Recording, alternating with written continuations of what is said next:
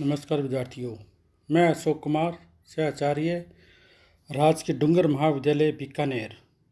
विद्यार्थियों, आपने पिछले क्लास में चर्चा की थी कि समाजशास्त्र एक विज्ञान है या नहीं है, और एक विज्ञान के रूप में बताया गया था। अब अपना नेक्स्ट टॉपिक है समाजशास्त्रीय परिप्रेक्ष्य। तो आज इसमें समाजशास्त्री परिप्रेक्ष्य के विषय में अपने आज बात करते हैं। पहले अपनी एक प्रस्तावना होती है, उसके विषय में बात करते हैं आज। मनुष्य के चारों ओर समय समय पर अनेक घटनाएं घटित होती रही। इन घटनाओं से प्रभावित होकर उसने इसका अध्ययन प्रारंभ किया। परिणाम स्वरूप कई विज्ञानों का विकास किया गया, जिसके द्वारा भिन्न भिन्न प्रकार की घटनाओं का अध्ययन किया जाने लगा। साथ ही यह भी अनुभव किया गया कि विभिन्न विषयों से संबंधित विज्ञान एक ही घटना या एक समान घटनाओं का अध्ययन भी करता है। विद्यार्थियों, अब प्रश्न यह उठता है कि जब समान या एक ही घटना, तथ्य, आंकड़े या सामाजिक वास्तविकता का अध्ययन अलग अलग विज्ञान करते हैं, तो ऐसी कौन सी विशेषता है जो विभिन्न विज्ञानों की पृथकता को बनाए रखने में योगदान देती है? इसका उत्तर स्पष्ट है कि प्रत्येक विज्ञान का घटनाओं तथा तथ्यों को देखना समझने का एक नया नज़रिया होता है। इस दृष्टिकोण से होता है, एक संदर्भ परिधि होती है, उसे ही उस विज्ञान का परिप्रेक्ष्य कहा जाता है। उदाहरण के रूप में अपराधी व्यवहार का अध्ययन समाजशास्त्रीय सामाजिक दृष्टिकोण के नज़रिए से करेगा, अर्थशास्त्री आर्थिक दृष्टिकोण से, राजनीतिक शास्त्री राजनीतिक दृष्टिकोण से, मनोवैज्ञानिक मानसिक दृष्टिकोण से मानसिक कारकों के संदर्भ में करने का प्रयत्न करता है। स्पष्ट है कि एक ही घटना या तथ्य को विभिन्न विज्ञान पृथक दृष्टिकोण, नज़रिए या परिप्रेक्ष्य से देखते एवं अध्ययन करते हैं। इन विज्ञानों का परिप्रेक्ष्य एवं संदर्भ परिधि अलग अलग होती है, जो उन्हें विशेषता भिन्नता प्रदान करती हैं। समाजशास्त्रीय परिप्रेक्ष्य को सविस्तार से समझने के लिए अपने बात करते हैं, परिप्रेक्ष्य का अर्थ क्या है। विद्यार्थियों, पर्सपेक्टिव जो अंग्रेजी भाषा का शब्द है का अर्थ है परिप्रेक्ष्य। पर्सपेक्टिव लैटिन भाषा के पर्सपेक्ट से बना है, जिसका अर्थ सीन थ्रू यानी ऊपर से नीचे तक देखना। अन्य शब्दों में परिप्रेक्ष्य का अर्थ एक सिरे से दूसरे सिरे तक देखने या निरीक्षण करने से है। सामाजिक विज्ञानों में इसका अर्थ प्रारंभ में अंत तक प्रशिक्षण या अन्वेषण करना है। अन्वेषण का अर्थ मतलब क्या है? खोज करना है। जब कोई वैज्ञानिक अपने विषय के विशिष्ट उद्देश्य को ध्यान में रखते हुए किसी तथ्य, घटना या सामाजिक वास्तविकता का अध्ययन विशेष नज़रिए दृष्टिकोण से करता है, तो वह उस विषय को परिप्रेक्ष्य कहलाता है। सभी विषयों का घटना के अध्ययन का अपना एक विशेष ढंग, तरीका, दृष्टिकोण होता है। इस ढंग, तरीका या दृष्टिकोण को परिप्रेक्ष्य के नाम से पुकारते हैं। परिप्रेक्ष्य का तात्पर्य अध्ययन के क्रमबद्ध, व्यवस्थित एवं विशिष्ट दृष्टिकोण से है, जो एक विषय को अन्य विषयों से विशिष्ट बनाता है। किसी भी घटना या तथ्य के अध्ययन के अनेक आयाम या पहलू होते हैं, अतः उसके व्यवस्थित विश्लेषण के लिए उसे निश्चित सीमा या परिधि में बांधना आवश्यक है। इस हेतु एक घटना के विभिन्न संदर्भों को अलग अलग किया जाता है। एक संदर्भ अथवा अध्ययन का दृष्टिकोण एक विज्ञान या विषय के अंतर्गत आता है। इससे उसके अध्ययन की सीमा निर्धारित हो जाती है। इसे ही परिप्रेक्ष्य या संदर्भ परिधि नाम दिया गया है।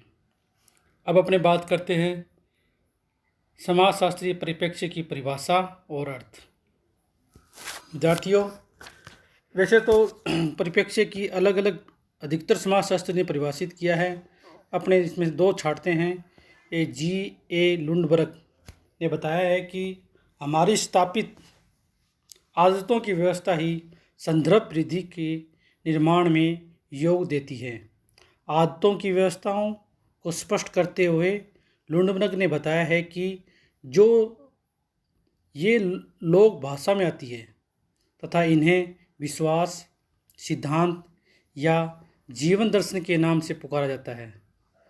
परिभाषा से स्पष्ट होता है कि परिप्रेक्ष्य मानव द्वारा अपने अध्ययन के उद्देश्यों, सीमाओं एवं सुविधाओं को ध्यान में रखते हुए निर्मित किया गया दृष्टिकोण है।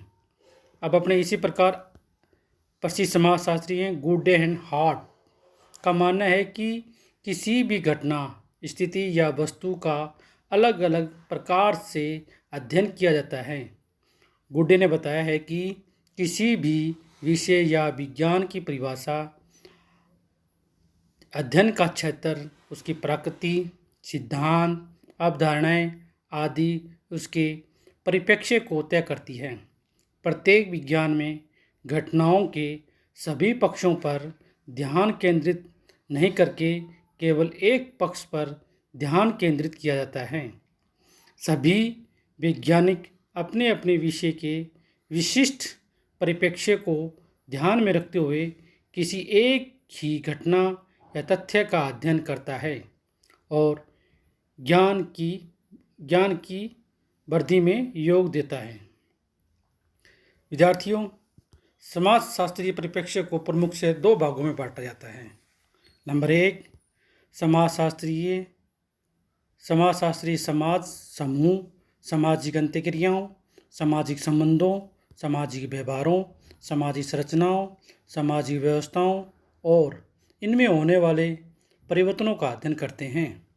वे ये पता लगाने का प्रयास करते हैं कि इन परिवर्तनों से सामाजिक व्यवस्था, सहयोग, एकीकरण, संगठन आदि घटते हैं या बढ़ते हैं।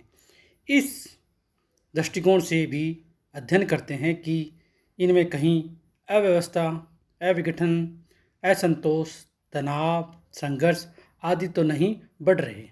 नंबर 1। नंबर 2, समाजशास्त्रीय सामाजिक घटनाओं के अलावा अन्य सभी घटनाओं, तथ्यों या वस्तुओं का अध्ययन समाजशास्त्रीय दृष्टिकोण से करता है। वे ये पता लगाने का प्रयत्न करते हैं कि ये अन्य घटनाएं, तथ्य या वस्तु मानव समाज, समूह, सामाजिक व्यवस्था, सामाजिक संगठन तथा सामाजिक व्यवहार को किस प्रकार प्रभावित करते हैं।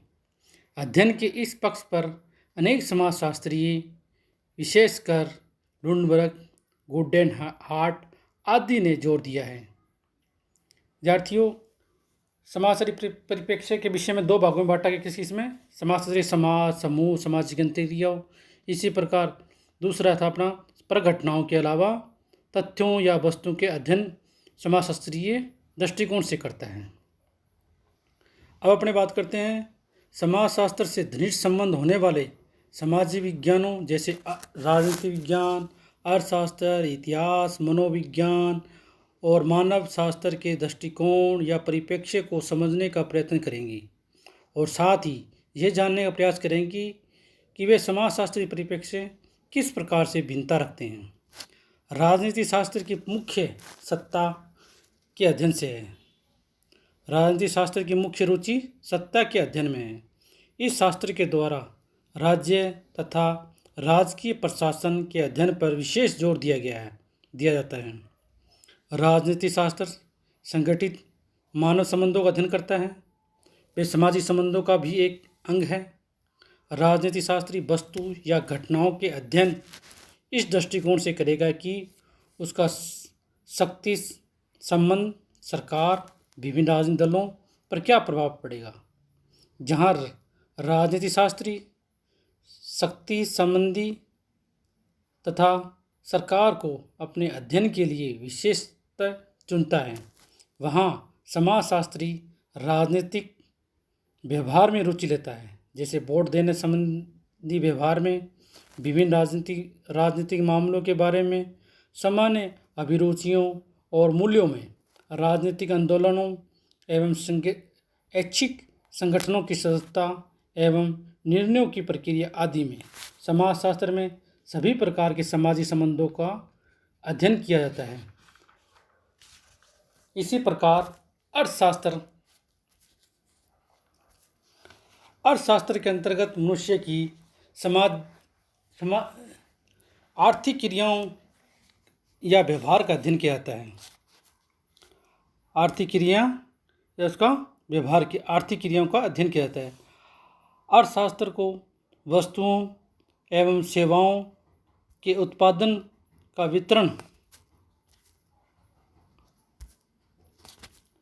वितरण का अध्ययन भी कहा जाता है।